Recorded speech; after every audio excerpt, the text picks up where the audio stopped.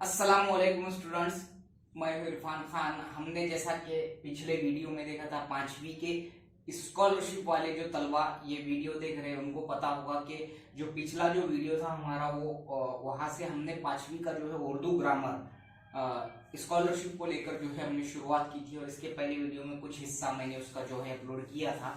उर्दू कवायद जो होते हैं ग्रामर 5वीं के और 8वीं की स्कॉलरशिप में जो पूछे जाते हैं। आज का हमारा ये दूसरा वीडियो 5वीं जो है स्कॉलरशिप उसके उर्दू ग्रामर को लेकर जमाना और उसकी जो है किस्में, जमाने की किस्में या फिर जमाने जिसको हम बोलते हैं टेंसेस। ठीक है, तो बच्चों आपको जो है आसान तरीके से आसान तौर पे जो है समझाया जाएगा। आपको गौर से देखना है, समझना है। ठीक है, जबानी मिसालें भी देकर मैं बताऊंगा। तो सबसे पहले जो है जमाना, हमने पिछले वीडियो में देखा था कि फेल यानी काम करना, फेल यानी काम को कहते हैं। तो फेल देख लिया हमने, काम को कहते हैं। लेकिन काम जिस वक्त में हो रहा है वो वक्त की भी एक अहमियत है, तो उसी को हम जमाना कहते हैं कवायद के जबान में, ग्रामर के जबान में। काम जिस वक्त में हो रहा है वो उसका जमाना है। ठीक है, ये जमाने का मतलब आपको समझ गया। अब यहाँ पर जो है हम उसकी 3 किस्में आमतौर पे उर्दू कवायद में होती है वो देखेंगे। सबसे पहले नंबर पर आता है जमाने माजी। ठीक है, जमाने माजी यानी गुजरा हुआ जमाना, यानी जो बात गुजर चुकी, जो बात हो चुकी वो जमाने माजी में यानी पास्ट में होती है।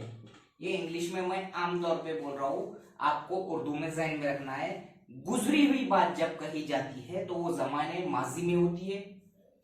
हाल, जमाने हाल यानी जो अभी चल रहा है।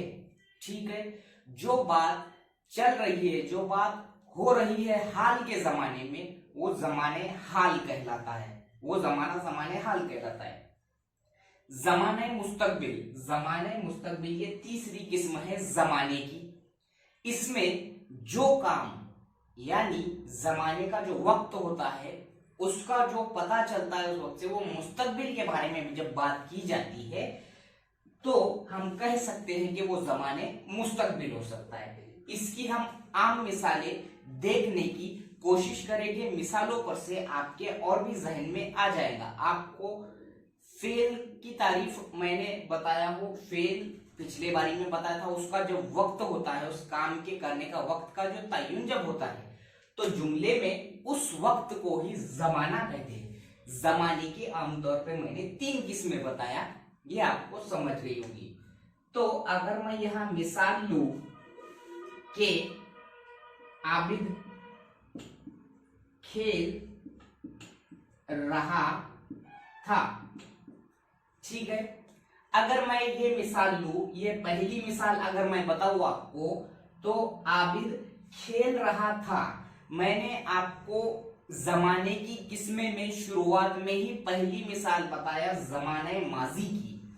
मैंने उसमें कहा कि जब कोई काम, जब कोई फेल गुजरे हुए जमाने में हो चुका होता है वो कहलाता है जमाने माजी। यानी हमारा जो माजी होता है, गुजरा हुआ जो कल होता है या गुजरा हुआ जो दौर होता है वो माजी कहलाता है। तो आबिद यहाँ क्या कर रहा है, खेल रहा है। तो हमको पता कैसे चलेगा, जब हम था, थी, थे, ये ऐसे गुजरे हुए जमाने में जब बात कर रहे होते हैं तो उसमें अक्सर हम था, थी, थे ऐसे जुमले लगाते हैं।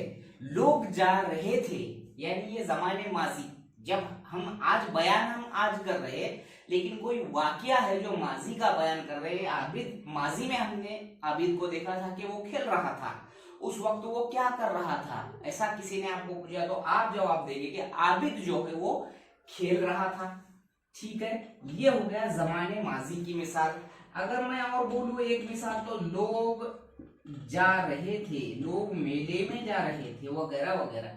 लोग जा रहे थे, लोग क्या कर रहे थे, जा रहे थे, यानी ये माजी की बात बताई जा रही कि उस वक्त में हमने जो चीज देखी वो माजी में वो लोग जा रहे थे। यानी आपको माजी की मिसाल के जरिए माजी जो का जुमला जो है आपको समझ गया होगा।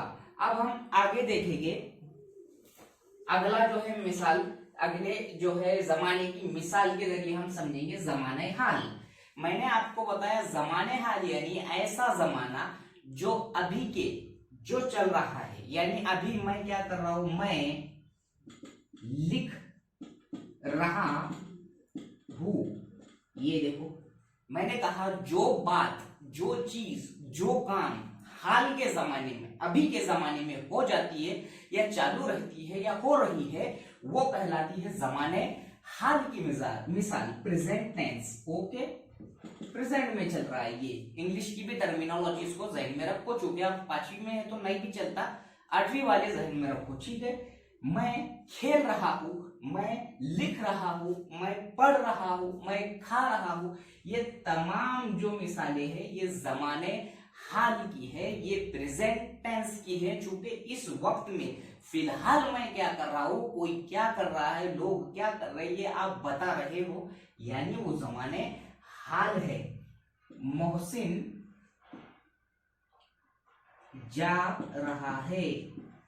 ओके, मोहसिन क्या कर रहा है, जा रहा है। अभी हम देख रहे हैं वो जा रहा है फिलहाल, तो अपने सामने से जा रहा है, यानी ये हाल में बात हो रही है। मोहसिन जाने का काम कर रहा है लेकिन वो हाल में है। अगर तुम मोहसिन को की गुजरी हुई बात बताएंगी तो तुम बोलेंगे मोहसिन जा रहा था, मोहसिन दौड़ रहा था, मैं लिख रहा था। अगर ऐसा बोलेंगे तो माजी हो जाएंगे, गुजरा हुआ कल। लेकिन यहाँ बोल रहा हूं मैं खा रहा हूं, मैं लिख रहा हूं, मैं पढ़ रहा हूं, ये जमाने हाल है, यानी मैं अभी की बात कर रहा हूं जो अभी मेरे साथ हो रही है। यह है जमाने हाल की मिसाल। अब अगर तीसरी मिसाल, अब मिसालों के जरिए आपको आसानी से समझ जाएगा 5th एंड 8th के स्कॉलरशिप वालों को। तीसरी मिसाल अगर मैं दूं जमाने मुस्तकबिल की, तो मुस्कान कल गांव जाने वाली है। देखो जुमले पे गौर करो, मुस्कान कल गांव जाने वाली है, यानी मुस्कान अभी गई नहीं है, ना ही मुस्कान माजी में गई थी। आज हम हाल में उसकी बात कर रहे हैं, लेकिन वो कब जाने वाली है, फ्यूचर में, मुस्तकबिल में। तो यह कहलाता है जमाने मुस्तकबिल। जब किसी जुमले में किसी काम के होने का मुस्तकबिल की हालत को बयान की जाए, आने वाले दौर की हालत को बयान की जाए, वो कहलाता है जमाने मुस्तकबिल। यानी मुस्कान कल, यानी आने वाले कल में वो जाने वाली है। अगर मुस्कान जा चुकी थी ऐसा बोल दूं मैं तो वो माजी हो जाएगा। अगर मुस्कान जा रही है बोलूं तो ये हाल हो जाएगा, जबकि मुस्कान जाने वाली है ये मुस्तकबिल हो जाएगा। तो इसके बाद में अगर और एक अगर जुमला बोलूं तो मैं डॉक्टर बनूंगा। ओके, मैं डॉक्टर बनूंगा, ये जुमला जो है आपका, ये मुस्तकबिल फ्यूचर के बारे में हम सोचते वक्त में ऐसा बोलते हैं। हालांकि फिलहाल हम पढ़ाई कर रहे हैं और मैं अगर डॉक्टर बनूंगा ये अगर बोलेंगे तो ये मुस्तकबिल के बारे में। तो ये जमाने हाल, जमाने माजी, हाल और मुस्तकबिल की 3 वजाहतें, उसकी 3 टाइप और जमाने की तारीफ और उसकी मिसालें आपको एकदम आसान जबान में समझाने की कोशिश की गई है। अब हम अगला टॉपिक जो है देखेंगे इसी से मुताल्लिक, ग्रामर से, उर्दू ग्रामर 5वीं और 8वीं के स्कॉलरशिप से मुताल्लिक।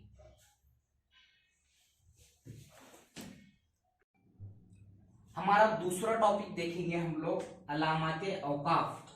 अलामाते औकाफ ये कोई नई चीज नहीं है स्टूडेंट्स, ये आप लोग जो है दरसी किताब पढ़ते होंगे, उस पढ़ने के दौरान में आप कई असबाक पढ़ रहे हैं, कई असबाक में आप अलग अलग निशानात देखते होंगे, पैराग्राफ के बाद, जुमले के बाद, किसी के कहे हुए जुमले को लेकर ऐसे कई जो है असबाक के बीच बीच में अलामातें होती है उर्दू के या किसी भी मजमून के दरमियान में, वो अलामातें औकाफ कहलाती है। यानी हर जो है हर मरहले के लिए, जुमले की हर बंदिश के लिए अलग अलग जब निशानात दिए जाते हैं किसी पैराग्राफ के अंदर, किसी सबक के अंदर, वो उसकी अलामत होती है, वही अलामत औकाफ कहलाती है। अब हम जैसा कि देख रहे हैं सामने कि ये कुछ ऐसी चीजें हैं जो 5वीं और 8वीं स्कॉलरशिप में जो पूछता है अलामत औकाफ की खास खास जो है पॉइंट में बयान करूंगा। तो सबसे पहले है खत्मा। देखो उर्दू के अंदर जब भी कोई जुमला उर्दू जबान के अंदर खत्म होता है तो उसके आखिर में जो निशान लगाया जाता है वो कहलाता है खत्मा। यानी जुमला खत्म हुआ, खत्म से बना खत्मा। तो जब कोई जुमला खत्म होने के बाद में आखिर में जो निशान लगाया जाता है, जैसा कि आप यहाँ कौस के अंदर देख रहे हैं, ये है खत्मे का निशान। तो आपको ये सवाल पूछता है कि मंदरजा झैल में से खत्मे का निशान कौन सा है, या फिर ऊपर देगा निशान और नीचे पूछेगा ये काय का निशान है, कौन सा निशान है उर्दू के अंदर, तो ये है खत्मा। या फिर ऐसा भी पूछ सकता है जुमले के खत्म होने के बाद कौन सा निशान लगाया जाता है, या फिर इस जुमले के आखिर में कौन सा निशान लगेगा, ये भी पूछ सकता है। 5वीं और 8वीं स्कॉलरशिप के उर्दू के ग्रामर के पार्ट में अलामत औकाफ में पहला है खत्मा। ठीक है, दूसरे नंबर पर है स्टूडेंट्स सक्ता। सक्ता जो है ये भी एक अलामत औकाफ की किस्म है। जैसा कि किसी भी जुमले में जो अगर हम कई सारे अगर चीजों को बताना है हमको, जैसा कई चीजें या कई शख्स को, अशखास को बताना है, कई लोगों को हमको बार बार बोल के उनके नाम देने हैं, तो हम इसका इस्तेमाल करते हैं। जैसा कि अगर मैं इसकी सीधी सी अगर तारीफ बोलूं तो जब कई अल्फाज आते हैं तब इसका इस्तेमाल किया जाता है जुमले में, जब कई अल्फाज आते हैं। जैसा कि अगर मैं बोलूं हामिद, राशिद, जमाल और कमाल। ठीक है, देखो हामिद, राशिद, इसके बाद में जो मैंने बीच में जो लगाया हो, यानी कई चीजों के या कई शख्स के या कई लोगों के जब हम नाम लेते हैं किसी जुमले में तो उस वक्त में सख्ते का इस्तेमाल होता है। ये बीच में देखिए मैंने लगाया हूँ हामिद, राशिद, जमाल, कमाल और मुहीद। ओके, ये ऐसे अगर मैं नाम लूं तो बीच में मैंने जो लगाया हूँ वो सख्ते का निशान है। यानी किसी भी जुमले में जो है एक से ज्यादा चीजों के, अशखास के या कोई भी जगह के जब नाम लिए जाते हैं तो उस वक्त सख्ते का इस्तेमाल होता है और सख्ते का निशान ये होता है। मैंने जैसा पिछले अभी खत्मा के मिसाल में बताया, वैसे सवाल आपको पूछ सकता है कि मंदरजा झैल जुमले में कौन से निशान का इस्तेमाल होगा, या ये निशान किस कवायद के हिसाब से इस निशान का क्या नाम है, वगैरह वगैरह। अब उसके बाद आ जाओ वक्फा। वक्फा यानी ये देखिए उल्टा पेश है और नीचे जो है नुक्ता है, ये है वक्फा। वक्फा यानी जिसको हम बोलेंगे दो फिक्रों के जो दो फिक्रे होते हैं उसके दरमियान ताल्लुक जो है वक्फा बताता है। इसकी मिसाल हम कैसी ले सकते, इसकी मिसाल हम ले सकते कि एक किसान के 3 बेटे थे, तीनों एक से बढ़कर एक थे। एक किसान के, अगर मैं लूं, एक किसान के 3 बेटे थे, ठीक है, और यहां मैंने ये निशान लगाया हो, देखिए यहां पर। अब यहां से जो आधा जुमला यानी कि किसी जुमले की जो है वजाहत को मुकम्मल करने के लिए जो है वक्फे का इस्तेमाल किया जाता है। एक किसान के 3 बेटे थे। अब वो 3 बेटे कैसे थे, एक से बढ़कर एक थे, काहिल थे, सुस्त थे, तीनों भी बहुत काहिल थे। तो मैंने बीच में क्या लगाया हूं, ये निशान जो लगाया हूं, यानी किसी भी एक जुमले के अगर 2 टुकड़े हैं तो 2 टुकड़े में पहले जुमले की वजाहत को मुकम्मल करने के लिए वक्फे का इस्तेमाल किया जाता है। तो ये है वक्फा। इसके बाद में आ जाओ, हम देखेंगे वक्फे के बाद है दोहरा वावेन। दोहरा वावेन किसी के, जब ये जो निशान दिख रहे हैं आपको, ये इधर वाला ये पेश और ये 2 उल्टे पेश, ये वावेन के निशान है। तो वावेन का निशान कब इस्तेमाल, दोहरे वावेन का निशान कब इस्तेमाल किया जाता है, तो दोहरे वावेन का इस्तेमाल किया जाता है उस वक्त में जब किसी के कहे हुए जुमले जैसे कि वैसे हमको बताने हो। जैसा कि अगर मैं मिसाल दूं, हजरत अली रज़ियल्लाहु ताला अन्हु ने फरमाया कि हमेशा सच बोलो, जो हमेशा सच बोलो, उन्होंने ये कहा था, इसलिए मैं यहाँ क्या लिख रहा हूं, हमेशा सच बोलो। ठीक है, यहाँ मैंने ये दोहरा वावेन लगा दी क्योंकि ये उनके जबान के अल्फाज है। किसी शख्स के, किसी हस्ती के, किसी शख्सियत के, जो अल्फाज जब हम उनके जबान के उनके बोले हुए अल्फाज को जुमले के अंदर जो कि तो बयान अगर हमको करना है तो हम दोहरे वावेन का इस्तेमाल करते हैं। तो दोहरा वावेन इसको कहते हैं, यानी जुमले के अंदर किसी शख्स के, किसी शख्सियत के, किसी बड़ी हस्ती के जो अल्फाज है या किसी भी शख्स के कोई भी अल्फाज को जो कि तो उनके जबान के अल्फाज अगर बोलने की कोशिश हम करते हैं तो वो हमको दोहरा वावेन में जो है लिखना होता है। तो ऐसा अगर हमेशा सच बोलो, हज़रत अली रज़ी अल्लाह तआला अन्हु ने फरमाया हमेशा सच बोलो, ऐसा अगर जुमला दिया है और यहाँ पर दोहरा वावेन नहीं लगेगा तो यहाँ क्या लगेगा वो पूछ सकता है, या फिर ऐसी मिसाल देखकर दोहरा वावेन के निशान को पहचानो ऐसा बोल सकता है। उसके बाद में आ जाइए, हम देखेंगे एक गहरा वावेन। एक गहरा वावेन जो है हमारा, इसका क्या काम होता है? दोहरा वावेन के बाद हम देखेंगे एक गहरा वावेन। इसमें क्या होता है, जुमले में किसी लफ्ज या फिक्रे की अहमियत को वाज़े करने के लिए, जुमले के अंदर किसी लफ्ज या फिक्रे की अहमियत को वाज़े करने के लिए एक गहरा वावेन का रत्नागिरी के हापुस आम। अब देखिए रत्नागिरी के हापुस,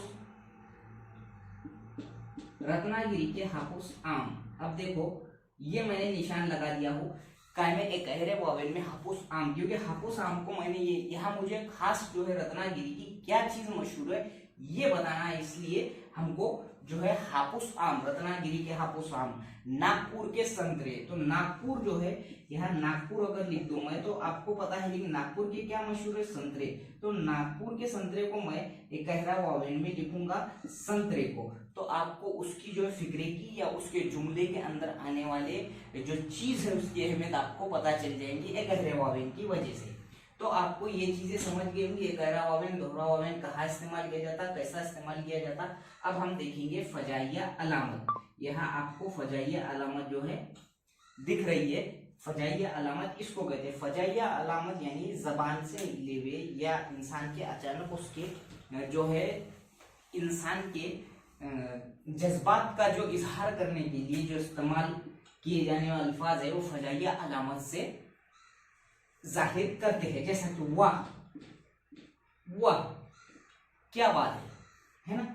उसके बाद में शाबाश, ये हमारे जज्बात का इजहार है, यानी जज्बात के इजहार जब जुमले में किए जाते हैं तो वो अलामत फजाहिया के जरिए यानी एक्सक्लेमेटरी सेंटेंस, एक्सक्लेमेटरी मार्क के जरिए जाहिर किया जाता है उसको। वाह क्या बात है, शाबाश बहुत अच्छे, है ना। ये जो आपको निशान दिख रहा है वाह के बाद शाबाश के बाद ये फजाइया अलामत है और इसके ही जरिए इसी को फजाइया अलामत कहते हैं। और ये जज्बात के वक्त में या अचानक जो हमारे मुंह से जबान से अल्फाज निकलते हैं खुशी के, गम के वगैरह वगैरह, जिससे जज्बात का रिलेशन या ताल्लुक होता है वो फजाइया अलामत होती है। सवालिया निशान, आखिरी सवालिया निशान हमको सबको पता है, बचपन से हम पढ़ते आ रहे हैं। सवालिया निशान यानी सवाल के आखिर में लगाया जाने वाला निशान। जैसा कि तुम कहाँ के रहने वाले हो, सवालिया निशान आखिरी में लगा। उसके बाद में तुम्हारा नाम क्या है, सवालिया निशान लगा।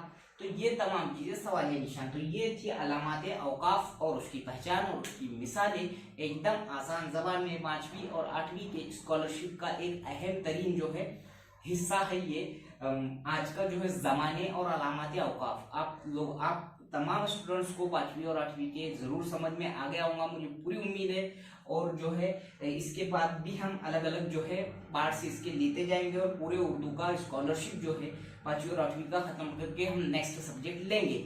शुरुआत फिलहाल में सिर्फ हम उर्दू का ही हिस्सा रखेंगे कंटिन्यू, उसके बाद में ज़हनी आजमाइश, मैथमेटिक्स और इंग्लिश वगैरह भी लेंगे। और 5वीं और 8वीं दोनों के लिए ये बहुत फायदेमंद है, मुफीद है। ऐसे स्टूडेंट्स जो मेरे ऐसे रेगुलर सब्सक्राइबर जो उनके अगर ये उनको ये चीज़ जैसा अगर अभी फिलहाल काम की नहीं है तो जो महा टीईटी दे रहे होंगे वो महा टीईटी देने वाले भी ये चीज़ को समझ सकते हैं। नहीं तो आपके छोटे भाई लोग 5वीं 8वीं में जो स्कॉलरशिप में उन तक ये शेयर करो, जो टीचर हजरात देख रहे हो उनके स्टूडेंट्स तक भी शेयर करो। ये जो है बहुत अहमियत का हामिद पॉइंट है 5वीं और 8वीं स्कॉलरशिप के उर्दू ग्रामर को लेकर। मुझे उम्मीद है कि वीडियो पसंद आएगा। वीडियो पसंद आए तो मुझे मेरे चैनल को आपके दोस्तों में शेयर करो, आपके बच्चों में जो है 5वीं 8वीं के स्कॉलरशिप के उसमें शेयर करो और कमेंट बॉक्स में ज़रूर बताओ और चैनल को सब्सक्राइब करना ना भूलें। अस्सलामु अलैकुम।